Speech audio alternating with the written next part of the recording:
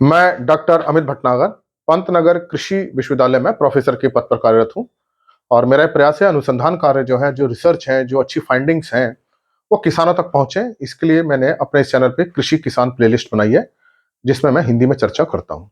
आज मैं बात करूंगा जो हम पोटेशियम की खाद डालते हैं, चाहे वो हम म्यूरेट ऑफ पोटाश डालें, चाहे सल्फेट ऑफ पोटाश डालें या एनपीके डालें, कोई भी सोर्स हम जो पोटेशियम का जमीन में डालते हैं, वो पोटेशियम जमीन में जाने के बाद पूरी ताकत नहीं दे पाता है फसल को।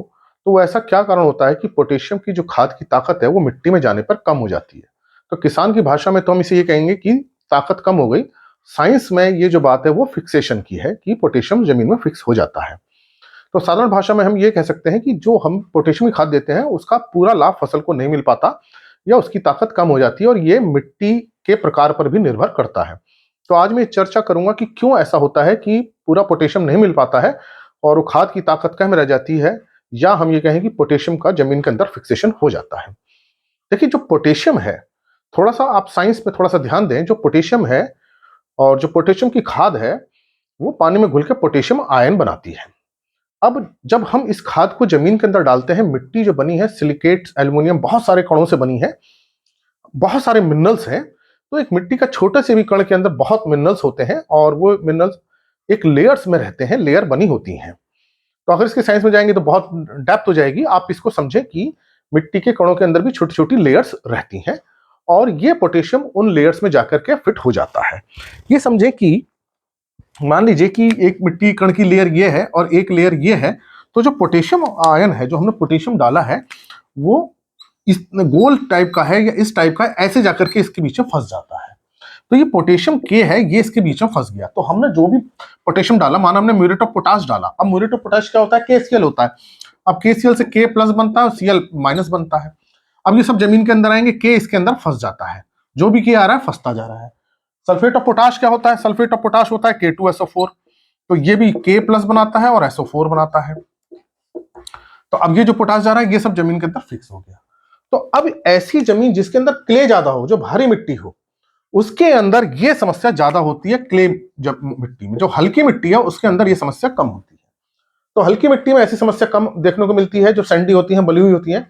लेकिन जो हैवी टेक्सचर्ड है, जिसमें क्ले ज्यादा है, उसमें इस तरह का फिक्सेशन बहुत ज्यादा होता है। तो जो हम खाद डालते हैं, वो अधिकांश खाद क्या होती है? मिट्टी के कणों के बीच में फंस जाती है। अब क्या है, पौधे की वृद्धि हो रही है, जड़ें बढ़ रही हैं, उसको पोटेशियम चाहिए, लेकिन पोटेशियम इसके अंदर फंसा हुआ है, वो नहीं निकल पाएगा। मान लीजिए एक लेयर ये है मिट्टी की, एक लेयर ये है।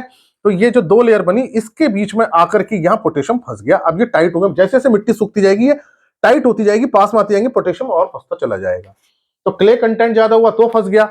अब ये मिट्टी सूख रही है, तो ये कण आपस में सूखते हुए पास आ रहे हैं, तो और फंस गया। तो जब जमीन ड्राई हो जाती है, सूखने लगती है, तो पोटेशियम और फंस जाता है। तो इस कारण से जो हम खाद डालते हैं, पूरी खाद नहीं मिल पाती है।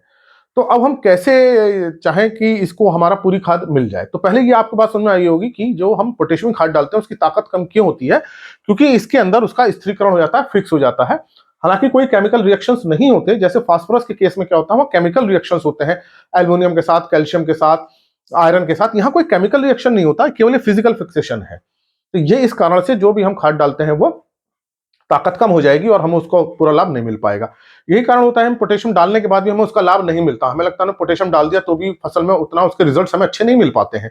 तो हमें लगता है पोटेशियम काम नहीं कर रहा है, या खाद हमारी नकली है, या हो सकता है हमें लगता है फिर दूसरे तत्व की कमी है, पोटेशियम की नहीं है, पोटेशियम से हमें लाभ नहीं मिल रहा, हमारा खर्चा भी बढ़ जाता है। तो ये हालांकि पोटेशियम की ही समस्या रही होती है, लेकिन कुछ कारणों से लाभ नहीं मिल रहा है।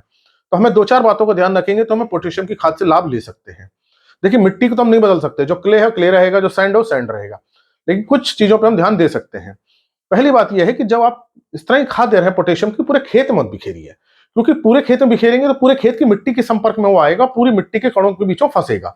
जहां आपको बुआई करनी है, मान लीजिए यहां आपको इस लाइन में और इस लाइन में बुआई करनी है, और यहां आपकी कूड़ खुल गई है, तो आप कोशिश कीजिए कि आप इसी कूड़ के अंदर डालें, इसी कूड़ के अंदर आप म्यूरेट ऑफ पोटाश डालें। अब म्यूरेट ऑफ पोटाश क्या होता है? पाउडर फॉर्म में होती है, थोड़े उसके अंदर थोड़ी सी मिट्टी मिला लीजिए, तब इसके बीच में डाल दीजिए।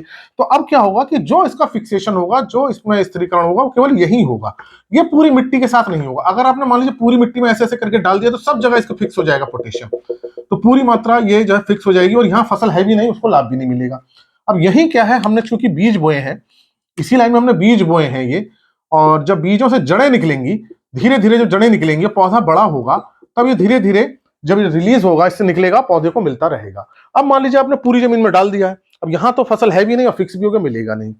अब ये मिलेगा कैसे, देखिए, अगर ये इसके बीचों से निकल जाए, फ्री हो जाए, तब निकलेगा। फ्री कब होगा, जैसे मैंने आपको बताया, दो है, सूखती जाती है, पास आती है, लेकिन अगर ये गीली होती जाए तो खुलती जाती है। जो मिट्टी गीली होने पर खुलती है, फैलती है, तो जैसे हम सिंचाई करेंगे तो क्या होंगे, कण खुल जाएंगे, तो ये इसमें से बीच में से निकल आएगा। तो इसका मतलब अगर जमीन के अंदर नमी है और सिंचाई हमने कर रखी है, तो ये कण क्या होंगे, मिट्टी के कण दूर होंगे, फूलेंगे, और जब ये फूलेंगे तो इसके बीच में से पोटेशियम निकल आएगा, और जैसी मिट्टी ड्राई होगी, ये कण उसके बीच में फंस जाएंगे। तो हमको ध्यान ये रखना है कि पहले तो हमें जो डालनी है पोटाश वाली खाद, वो कूड़ों में डालनी है, और सारी खाद बुआई के समय डालनी है, ये भी हमें प्रयास करना है, क्योंकि ये फिक्स हो जाती है, धीरे धीरे ही मिलेगी।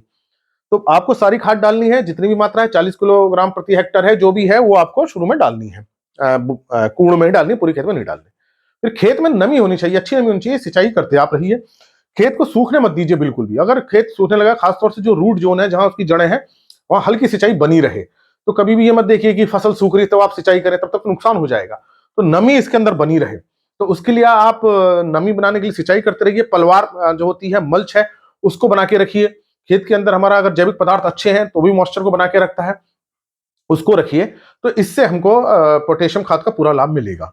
आजकल जो है पोटेशियम वाले जैव उर्वरक आ रहे हैं, जो पोटेशियम को मोबिलाइज करते हैं, मतलब वो जो सूक्ष्म जीव होते हैं उनको केएमबी बोलते हैं, पोटेशियम जो mobilising bacteria, KMB, potassium mobilising bacteria.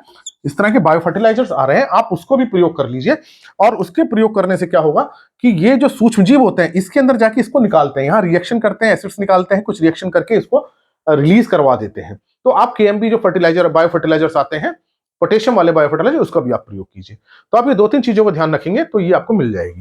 दूसरी बात ये है कि जो पोटेशियम फिक्स हो गया, नहीं मिल पाया है, वो अगली फसल को मिल जाएगा, क्योंकि मिट्टी में ही है, ये गैस नहीं बना है। ना तो ये गैस बन के ऊपर उड़ा है, ना ये पानी के साथ बह करके नीचे चला गया मिट्टी के अंदर, ये है मिट्टी में ही। तो ये आपको अगली फसल को भी इसका लाभ मिल जाएगा, लेकिन उस फसल में तो नुकसान हो सकता है। तो अगली फसल में भी आप यही प्रयास कीजिए कि आपको बुआई के समय देना है, कूड़ों में देना है, सिंचाई के साथ देना है, खेत में हमें नमी रखनी है, हल्की सिंचाई करते रहनी है, मल्च बना के रखिए ताकि उसके अंदर नमी बनी रहे। और पोटेशियम मोबिलाइजिंग बैक्टीरिया जो आते हैं, बायो फर्टिलाइजर, उसका प्रयोग करें तो हम पोटेशियम की खाद का पूरा लाभ ले सकते हैं। समस्या ये आती है, हम पोटेशियम की पूरी खाद खेत में डाल देते हैं, फिर वो कोई लाभ नहीं देती।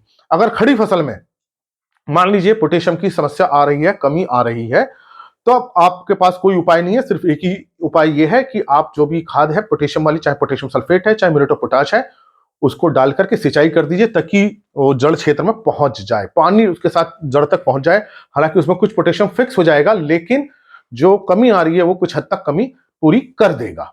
तो कोशिश हमें यही करनी है कि हमें खाद पूरी दे देनी है, और ये आप प्रयास करेंगे तो आप इसकी खाद की ताकत को बना के रख सकते हैं। तो आज मेरा लेक्चर इसी पे था, कैसे पोटेशियम की खाद की ताकत कम होती है और कैसे हम इसको बना करके रख सकते हैं।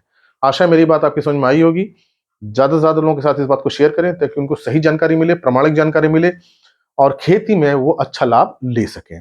इसके लिए आप कृषि किसान प्लेलिस्ट देखिए, और अगर चैनल सब्सक्राइब नहीं किया तो सब्सक्राइब कीजिए। धन्यवाद।